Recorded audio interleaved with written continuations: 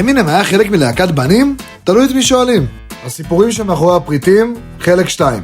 בתחילת הדרך, אמינם ו5 חברים הבטיחו, אם אחד מאיתנו מצליח, הוא לוקח את כולם איתו. ככה נולדה D12, הדירטי דאזן.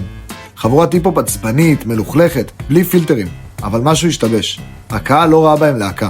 הם היו רק הנגנים של אמינם. הם ניסו לצחוק על זה עם השיר My Band, או כמו שהם אמרו את זה, שיר שכולו בדיחה על זה שהם רק הרקע בשבילו. אבל הבדיחה הפכה למציאות. דעת הקהל התקבעה על זה שהם רק הצל של אמינם.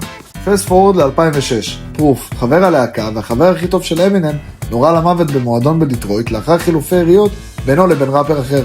מאז אותו מקרה, D12 לא חזרו לעצמם.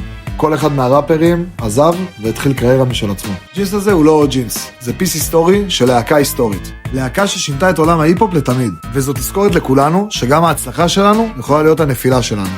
לעוד סיפורים כאלו תעקבו אחרינו.